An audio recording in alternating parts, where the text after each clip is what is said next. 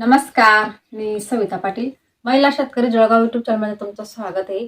आणि आज बनवणार आहे मी नागली पापडला जो लागणारा मसाला आहे, तर त्याचं प्रमाण सांगणार आहे मी. 1 किलोसाठी लागणारं साहित्य. तर बघा, असे नागलीचे पापड मी तयार केलेले आहेत. आणि आता आपल्याला ह्या नागली पापडसाठी लागणारा जो मसाला आहे, तो 1 किलोला किती मसाला घालायचा. भरपूर ताईंचे मला फोन येतात की ताई, तुम्ही जो पापड बनवतात तर खूप छान पापड असतात, पण त्याच्यासाठी जो मसाला वापरतात तर तो किती प्रमाणात घेता आणि कसं घेतात ते आम्हाला अंदाज सांगा. तर मी आज तो तुम्हाला अंदाज दाखवणार आहे. तर बघा,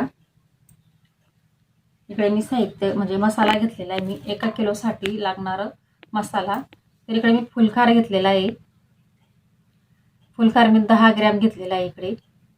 परत इकडे बडीशोप घेतलेली आहे. बडीशोप 5 ग्रॅम घेतलेली आहे. जिरं घेतलेलं आहे 5 ग्रॅम. ओवा घेतलेले आहेत, तर ओवा इथं 5 ग्रॅम घेतलेले आहेत.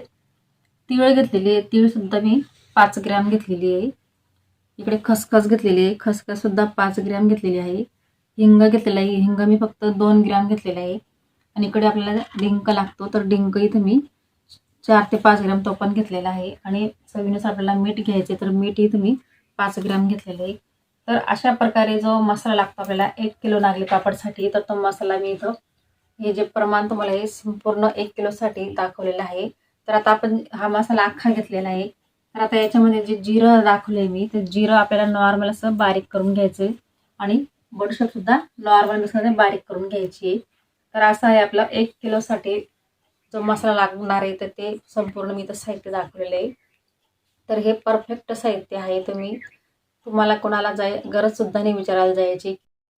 तुम्हाला जे मी प्रमाण सांगितले ते हे 100% खात्रीने सांगते तुम्हाला, हे प्रमाण बरोबर आहे. तुम्हाला कुठे कोणाच्या घरी जायची गरज नाही. तर तुम्ही अशा पद्धतीने जर पापड बनवले तर 1 नंबर पापड तयार होणार आहे. तर बघा, माझे जे पापड आहेत तर 1 नंबर क्वालिटी आहे. खूपच छान असा पापड तयार झालेला आहे. मसाला खूप छान असा, म्हणजे जास्त खारट होणार नाही आणि आलणं पण होणार नाही.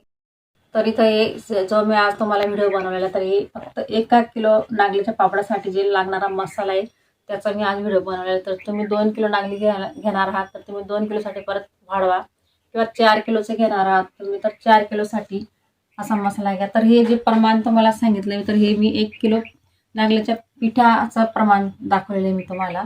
आणि 1 किलो नागली जर म्हटलं तर त्याचं पीठ फक्त 750 ग्रॅम तयार होतं. पण मी जर हे प्रमाण तुम्हाला दाखवलं तर हे पिठाचं प्रमाण आहे. तर 1 किलो पिठासाठी लागणार हा मसाला. तर आजचा व्हिडिओ मला कसा वाटला कमेंट बॉक्समध्ये नक्कीच सांगा. आणि तुम्ही जर माझ्या चॅनलला नवीन असाल तर माझ्या चॅनल सबस्क्राईब करा, शेअर करा, लाईक करा आणि माझ्या चॅनलला सपोर्ट करा. धन्यवाद.